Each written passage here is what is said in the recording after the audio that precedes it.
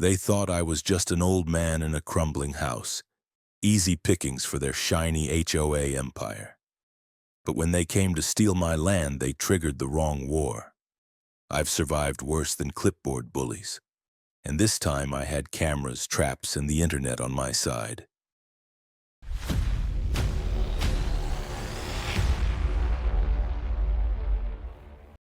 They say time wears a man down like water does to stone. I suppose that's true for some, but in my case, it only sharpened the edges. My name's George McAllister, and I'm 74 years old. On paper, I'm a harmless old vet who spends too much time feeding birds and fixing things that don't need fixing. But folks tend to forget that just because a man walks slow doesn't mean he can't still fight. I live on a chunk of land about 20 miles outside of Austin, Texas. Not one of those manicured plots with identical beige houses and soul-crushing HOA bylaws. No, sir. This house, my house, has been in the family for decades. Long before the neighborhood started popping up like mold in the suburbs. It's a modest place, nothing flashy, with a wraparound porch, 2 large oaks out front, and a creaky wooden fence that's seen better days. But it's mine. Every inch of it. I spent years fixing it up myself, replacing floorboards, reinforcing the walls, even building a little storm shelter out back with my own 2 hands. These days, I mostly keep busy with the garden, tuning old radios and tinkering with my security system, which between you and me is a hell of a lot more advanced than most people realize. I've got motion sensors, solar drones, infrared cameras, and enough backup batteries to power a small war. Just in case, old habits die hard. It was a Thursday morning when the letter came. Plain envelope, HOA seal in the corner. I didn't think much of it, tossed it on the kitchen table next to yesterday's crossword and a mug of coffee that had gone lukewarm. Later that afternoon, I opened it out of idle curiosity. Big words, small print, standard bureaucratic fluff, but the gist was clear. According to the Maple Hills Homeowners Association, my land had been reclassified under their jurisdiction due to updated municipal boundary realignments. I nearly choked on my cornbread. They demanded that I bring the property into visual compliance with community standards, which included repainting the exterior, removing all unauthorized structures, and, this part really tickled me, taking down any unregistered flags or banners. My American flag had been hanging proudly on that porch since Nixon resigned. I folded the letter carefully, walked outside, and laughed until my ribs hurt. I figured it was a mistake. Some new guy at City Hall mixing up property lines. It happens. So I ignored it. Didn't seem worth the phone call. But then 2 days later, a black SUV with tinted windows pulled up outside my gate. Out stepped a man in slacks and a pastel polo shirt, clipboard in hand, along with a younger woman in a power suit and heels far too clean for Texas soil. The man introduced himself as Thomas Welling, president of the Maple Hills HOA. Said he'd come to personally welcome me to the community. I told him I wasn't part of his damn community. He smiled like a car salesman and handed me another copy of the letter. The woman stayed quiet, looking around the property like she was already imagining how it would look with artificial turf and HOA-approved flower beds. Thomas said something about streamlining the transition process and mentioned mandatory dues, uniform fencing standards, and, get this, a ban on any outdoor equipment that wasn't aesthetic. That included my rain barrels and my smoker. When I told him to get off my land, his smile cracked just a little. He said, "If you refuse to comply, we'll be forced to escalate the matter legally." Then they left. 3 days later, a drone buzzed over my property, not one of mine. I tracked it back to a nearby cul-de-sac, full of those identical tan houses with tiny porches and too many security signs.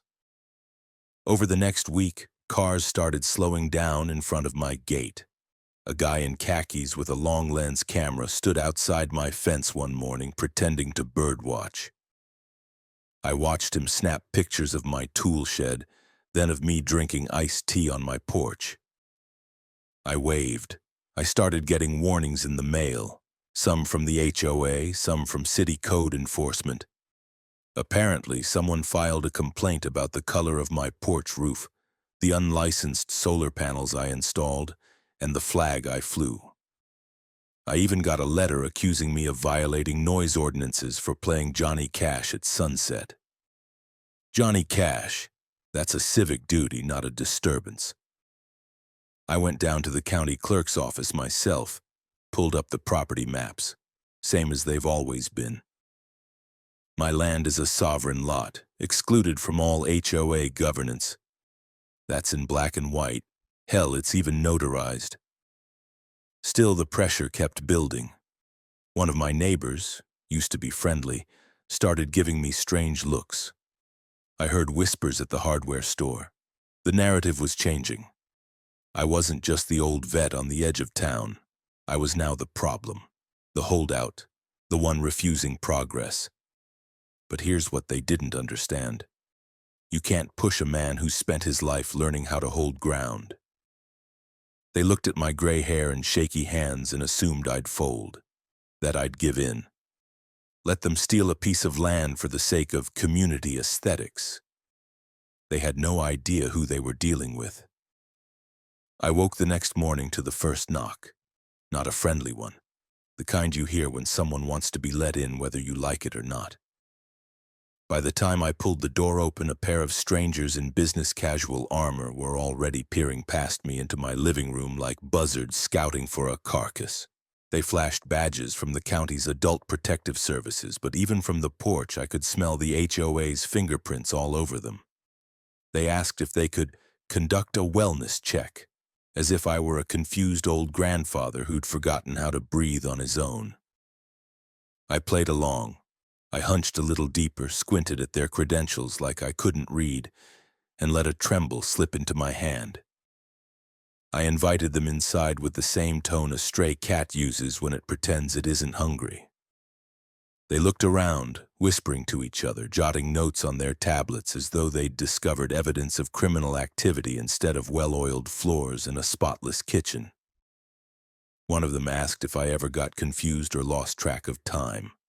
I stared at the wall for a moment, pretending to search my memory, then mumbled something non-committal.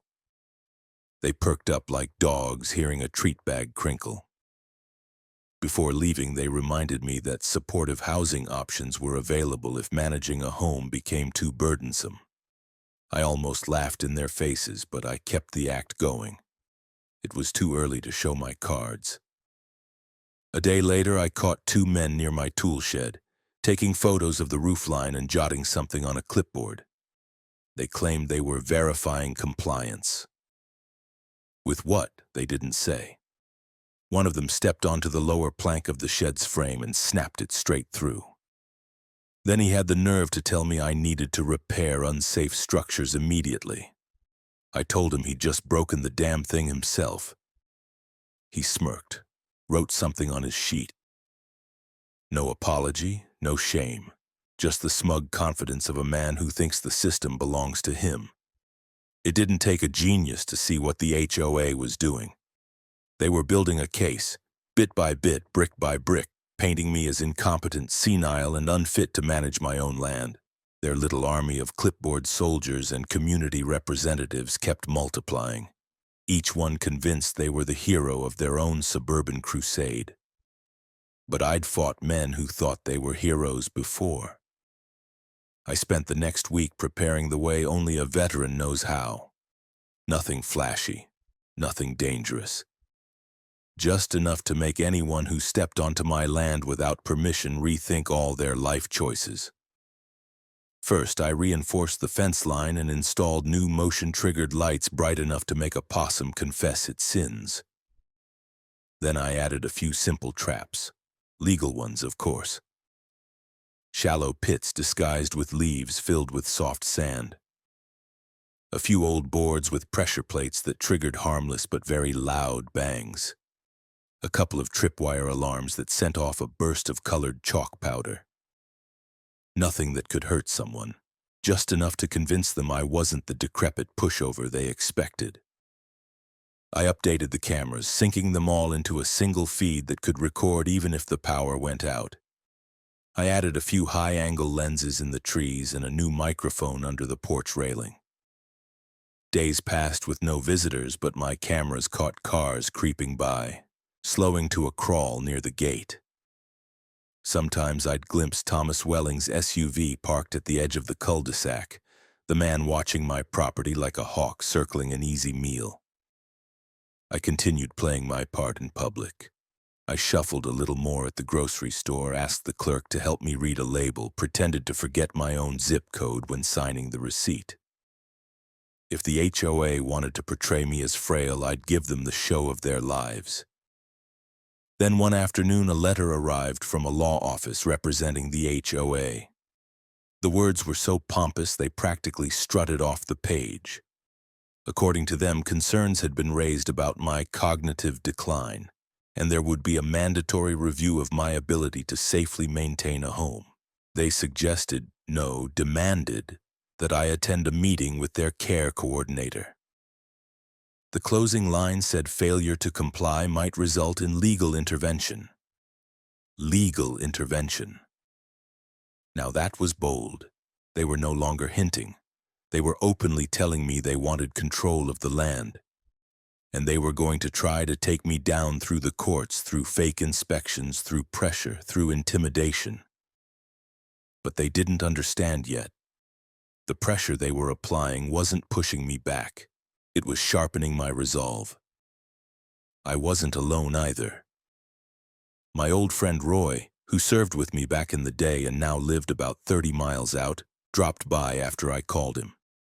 He parked his beat-up truck beside my porch and stepped out with that familiar half-grin that always meant trouble was about to happen. He listened as I explained everything. The letters, the visits, the silent war creeping closer every day. When I finished, he let out a long whistle and scratched his beard. Sounds like these HOA boys forgot what a cornered Marine can do.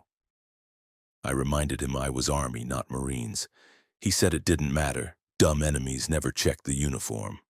Roy helped me organize all the footage I had so far, sorting it, backing it up on drives, uploading it to cloud storage. He even brought a small recorder to keep in my shirt pocket for any unexpected encounters. The two of us spent hours reviewing my perimeter, looking for weak spots. It reminded me of the old days, except the stakes were somehow pettier and more ridiculous. By the end of the week, everything was ready. Cameras were armed, alarms set, evidence archived, backup files in 3 different places. And I settled into my rocking chair on the porch at dusk, watching the tree line sway in the wind, knowing the HOA would make their next move soon.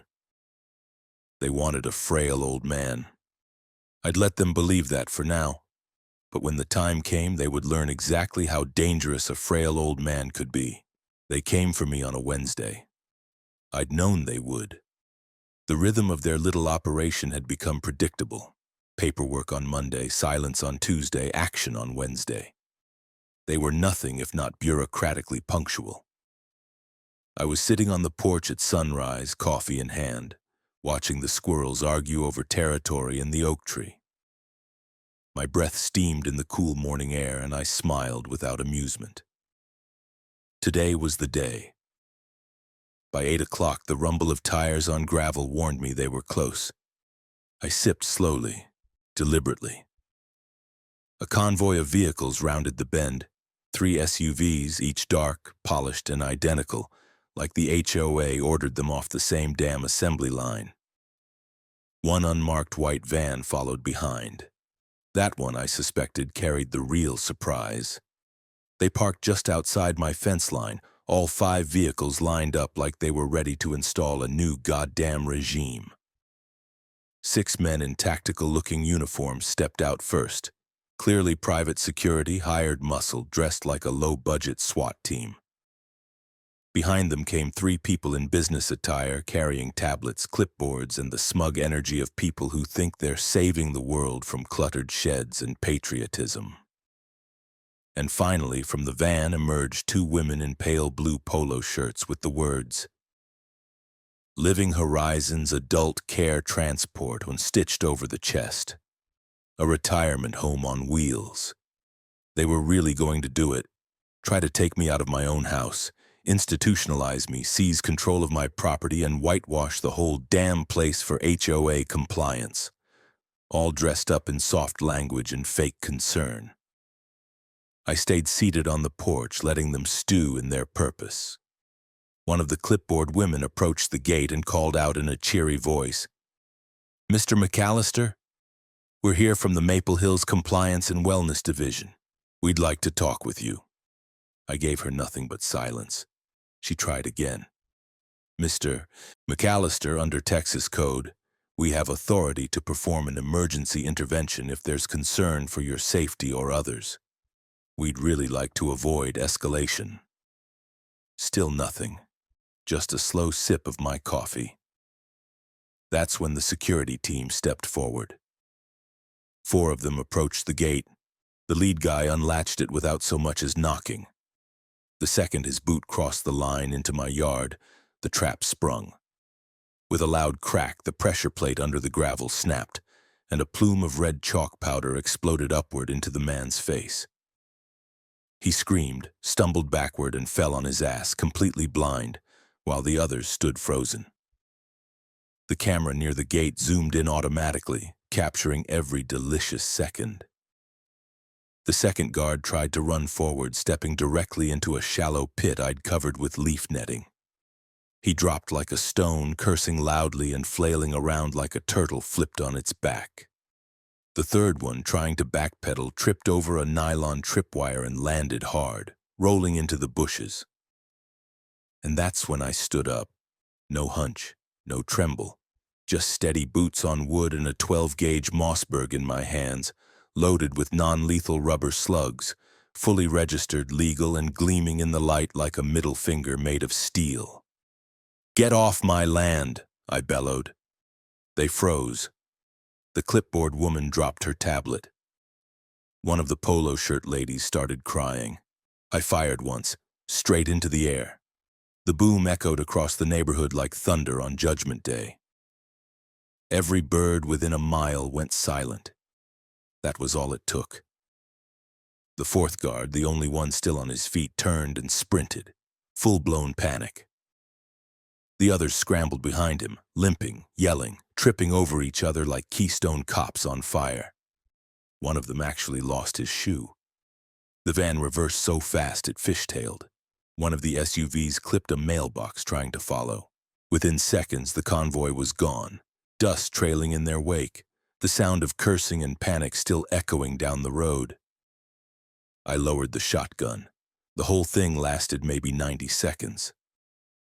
The cameras caught it all.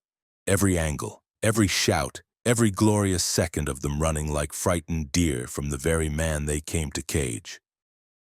I uploaded the footage to my drive, then clipped together a highlight reel with timestamps, labels, even background music.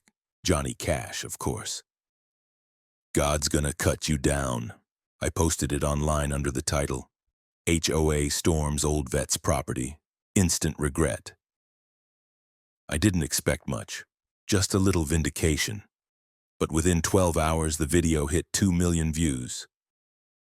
By morning, it was 5. Local news called me, then national. People started showing up outside the gate just to shake my hand or drop off pies like I was a damn folk hero. But the law came too, predictably. 2 cruisers rolled up around noon. I put the shotgun on the porch, unloaded, and sat calmly with a folder full of footage and legal documents. The officer who stepped out was polite, professional, and clearly briefed. He'd watched the video. He'd probably watched it twice. I showed him the footage from before the confrontation, the trespassing, the unauthorized entry, the moment the guards stepped onto private land without a warrant or any form of court order. I showed him my gun permit, my traps legal, my cameras legal, my responses proportionate. He nodded slowly, then said, "Honestly, Mr. McAllister, I'm surprised you didn't use real rounds." I chuckled. Wasn't necessary.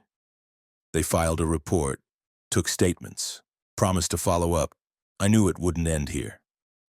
No, this was just the point where the HOA would stop pretending to be polite. Now they'd get serious. Now they'd come after me through the courts. But they'd made one mistake too many. They assumed the old man on the porch was just a relic. They forgot he was also a damn war machine. I woke up the next day to find a miniature media circus outside my fence. There were news vans parked on the shoulder, cameras mounted on tripods, reporters sweating through their makeup in the Texas sun, all of them jostling for a good angle of the HOA vet house. Someone even brought donuts. God bless 'em. I stood on my porch, sipping my coffee, feeling more like Clint Eastwood than I probably deserved. Still, I couldn't deny the satisfaction. The video had gone viral in ways I hadn't anticipated. Not just social media shares and memes, though there were plenty of those, but national news segments, podcast debates, even a late-night host making jokes about geriatric home defense systems. One YouTuber did a reaction video where he paused every 5 seconds to shout, "Bro!" as each guard face-planted in glorious 4K. But for all the internet cheering, the HOA wasn't laughing. By Friday, I received a thick envelope from their lawyers. No return address, just a stiff white cover that already smelled like courtrooms and lies. Inside, an official notice of petition.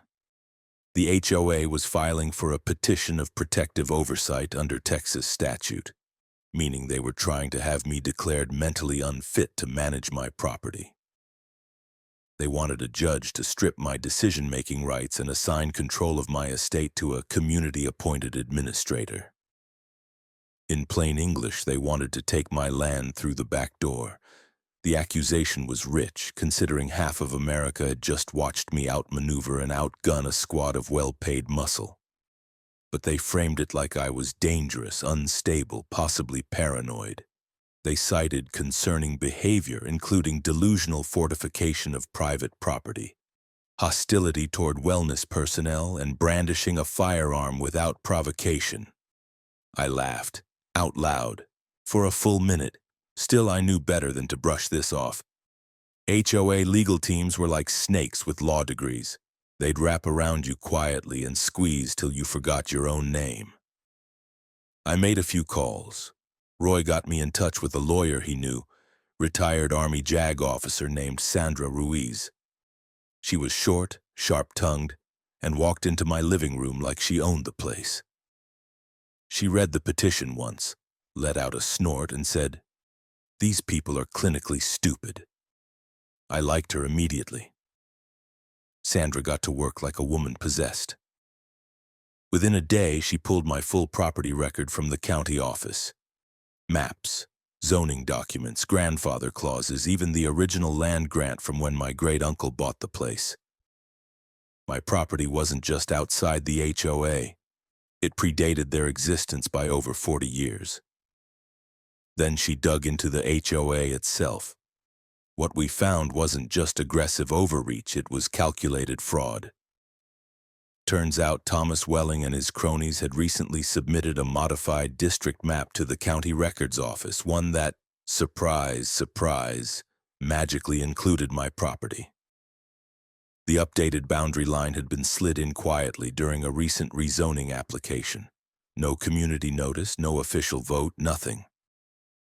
And the best part, the HOA board had filed the new map under a non-public record exemption, labeling it as internal procedural reclassification. That was a federal violation. 2, actually. Sandra smiled the kind of smile that should have scared God himself. We scheduled a full neuropsych evaluation with an independent specialist, one Sandra picked, not the HOA. A former Air Force doc with credentials that read like a flex. I passed with flying colors, reflexes sharp, memory intact, emotional baseline solid. The doctor even wrote in his summary, "Mr. McAllister displays higher than average cognitive and functional independence for his age group. He is lucid, oriented and psychologically stable, possibly better armed than my clinic. We gathered everything into neat little piles: footage, documents, expert opinions. Sandra filed a counter motion in district court to dismiss the petition as frivolous, and, just to twist the knife, added a demand for sanctions against the HOA's legal team for abuse of process. Meanwhile, I was contacted by a journalist from the Austin Tribune. Young guy, sharp eyes, decent handshake. Said he'd been following the story and asked if I'd be willing to talk. I let him in on one condition. He printed every word of the truth. He did more than that. The article dropped 2 days later under the headline, "Veteran Targeted by HOA Land Grab, Inside the Scheme to Seize Private Property." It was brutal. Point by point, he laid out the timeline, the fake maps, the legal manipulation, the private security invasion. It even quoted Sandra, calling the HOA's actions a modern-day con wrapped in a cardigan and a clipboard. I printed out 3 copies and mailed them to the HOA's legal office. No note. Just the article folded perfectly with a post-it that said, "Thought you'd like the coverage." I knew they wouldn't back down. Men like Welling didn't stop because they were wrong. They stopped because someone forced them to choke on it in court. And that's exactly where we were going. The courthouse smelled like old wood and dry sweat, like bureaucracy and quiet rage. I hadn't been inside one since the 90s when I testified against a contractor that shortchanged veterans on housing. Back then, I wore my army dress blues. This time, I wore a gray suit I hadn't dusted off in years. Still fit. Sandra said I looked appropriately intimidating, which was as close to a compliment as I figured she gave. The courtroom was packed. Not just press and locals, but people from other communities. Folks who'd seen the footage, read the articles, maybe even fought their own battles against overreaching HOAs. I recognized a few faces from the neighborhood sitting quietly in the back. Some of them had probably signed complaints against me weeks ago. Now they looked like they came to see the guillotine flip the other way. On the other side of the room sat Thomas Welling in a slick navy suit, surrounded by lawyers who looked like they billed in 6-minute increments. He didn't look so smug this time. His jaw was tight and his hands kept fiddling with a pen. I don't think he expected this to get this far. Certainly not with half the city watching. The judge, a woman named Valerie Armstrong, called the room to order. Older, sharp-eyed, no nonsense. I liked her already. The HOA's legal team started with a painfully dull explanation of community integrity and the need for safeguards against deterioration. They claimed I had exhibited erratic, aggressive behavior and posed a threat to neighborhood safety. They cited the shotgun, the traps, and my refusal to engage in dialogue with compliance officers. Sandra let them finish. Then she stood, adjusted her jacket, and launched a barrage that made me want to salute. She began by introducing the real property records, maps, deeds, and a notarized title proving that my land had been excluded from HOA jurisdiction since before the damn HOA even existed. She walked the judge through the sequence of targeted harassment: unsolicited letters, unannounced visits, drones, even false wellness checks coordinated with complicit care workers. Then she dropped the bomb, the doctored map submission. A projector lit up, and there it was, the HOA's revised boundary map filed secretly under internal procedural adjustments. Sandra explained how the map had been introduced to county records without proper notice, vote, or legal review. She showed the original, then the forged one side by side like a before and after shot of a con job. Gasps spread across the courtroom. Welling's face paled. We brought up the neuropsychologist next. He testified calmly, confidently, affirming that I was as mentally sharp as any 74-year-old he'd evaluated, likely more so. Then we brought in one of the security guards from the raid. He looked embarrassed as hell as he testified that They had not been informed the property was outside HOA boundaries, and that Welling had promised it was a routine compliance encounter. Sandra had him confirm on the record that he'd filed an incident report afterward citing confusion and possible trespassing liability. Then I took the stand. I didn't try to dress it up. I told the court about the letters, the threats, the phony wellness checks. I described the morning they came for me, the convoy, the trespass, the panic. I told them I wasn't some paranoid recluse, but a man defending his home from a coordinated attempt to steal it through paperwork and legal theater. Sandra asked, "Why didn't you just comply with the HOA's requests?" I looked Welling dead in the eye and said, "Because tyranny in a golf cart is still tyranny." The courtroom laughed. The judge didn't, but she didn't shut it down either. Welling's team tried to cross-examine, but by that point they were just swinging at ghosts. The evidence had already buried them. They called no witnesses. Their final argument was a weak appeal to community order and preventing dangerous escalation. Sandra shut them down in under 5 minutes, ending with, "This case is not about lawn maintenance. It's about coercion. It's about private citizens using their authority to intimidate and manipulate. And it's about one man who refused to be bullied off his own land." The judge took her time, recessed for the day. We waited. 2 days later, the decision came. The petition to place me under protective oversight, denied unanimously with prejudice. The HOA's map revision, declared invalid and fraudulent. But that wasn't all. The judge slammed them. In her ruling, she cited abuse of process, malicious harassment, and willful misrepresentation. She ordered the HOA to pay all legal costs, mine included, and added punitive damages for the psychological and reputational harm they'd inflicted. $500,000. Welling's jaw dropped like he'd swallowed a brick. I didn't cheer. I didn't stand. I just nodded once, like a man who already knew the bullet would land.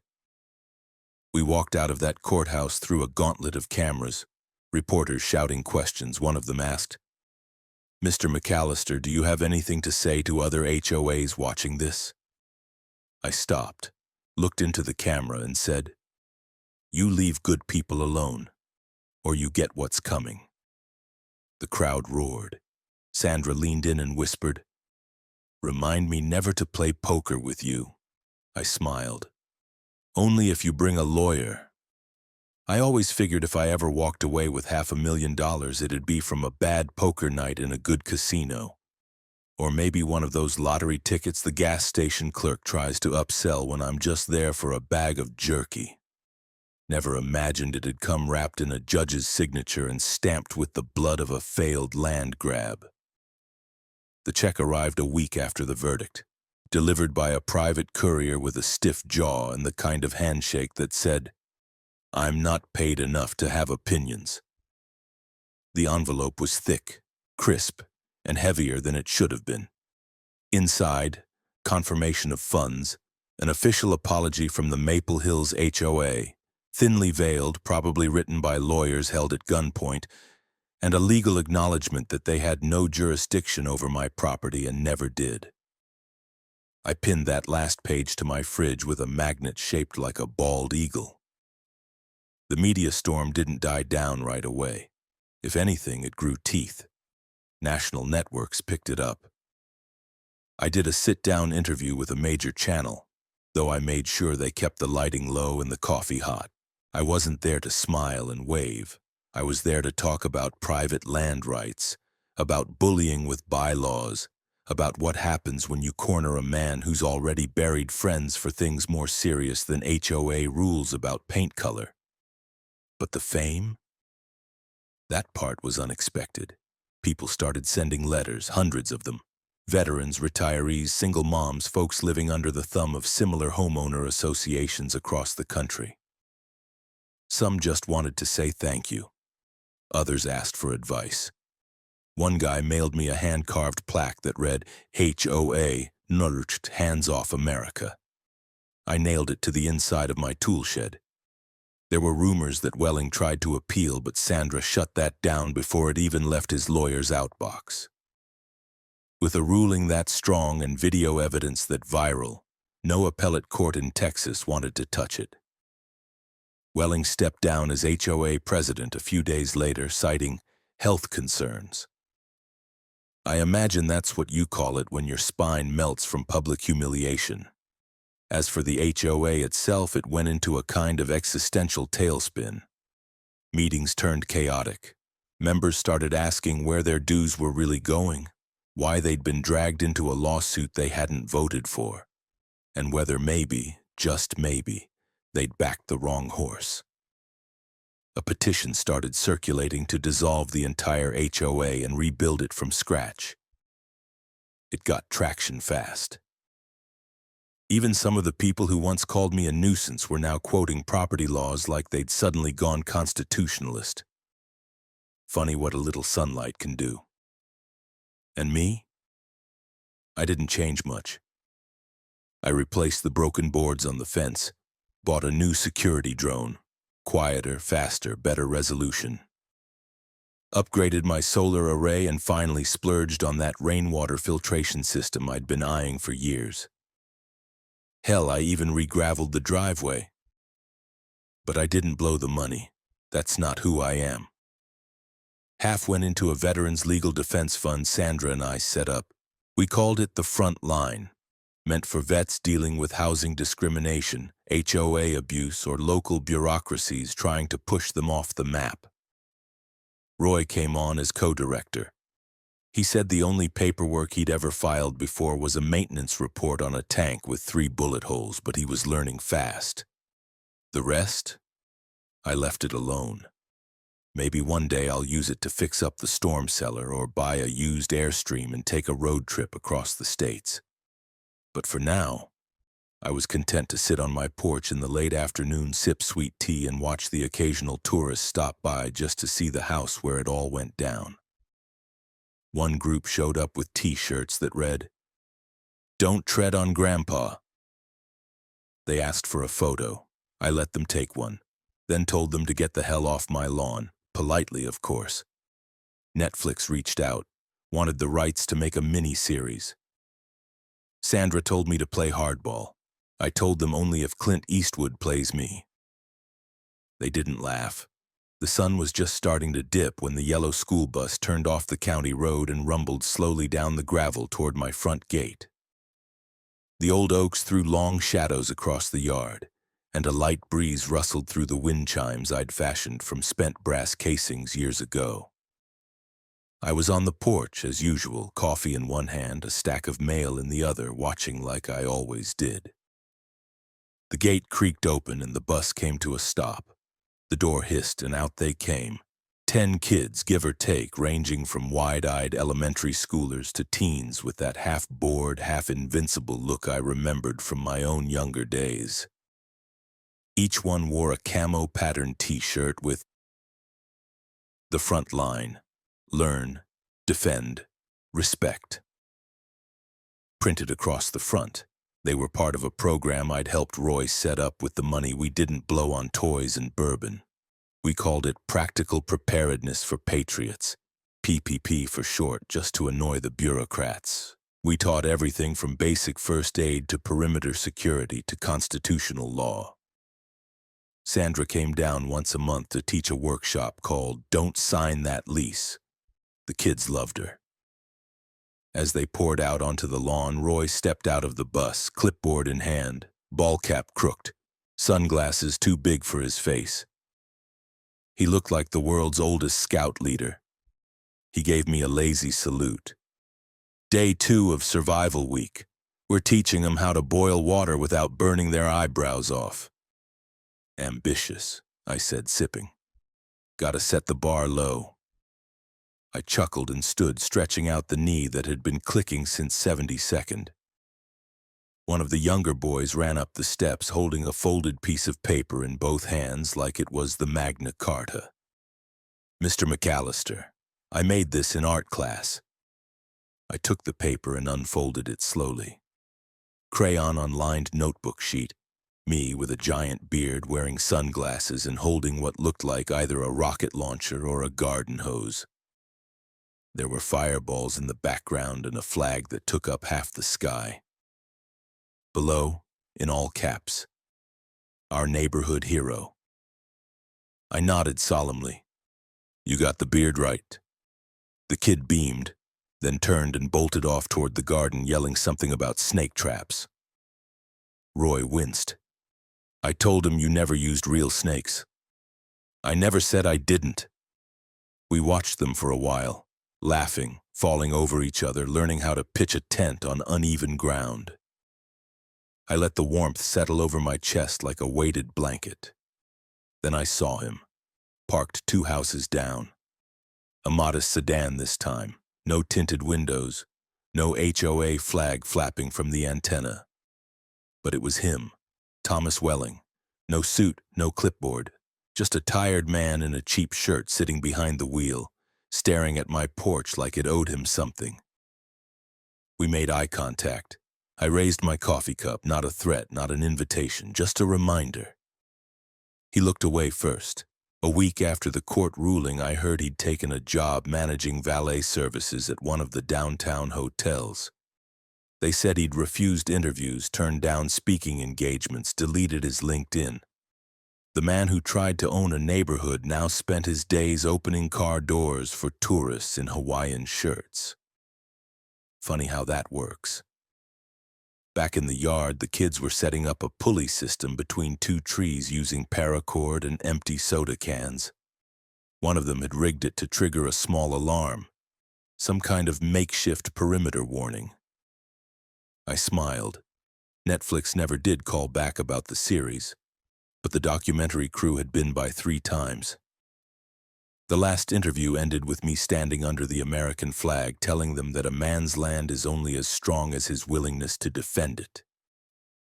They said it was too on the nose, whatever that meant. Now I just keep living. My lawn's still wild in some places. The porch still creaks. I added a new mailbox, steel-plated just because, and the sign above the gate is bigger now, bolted in with concrete anchors and framed in polished wood. Property of George McAllister, HOA free zone. People stopped to take pictures. I let them.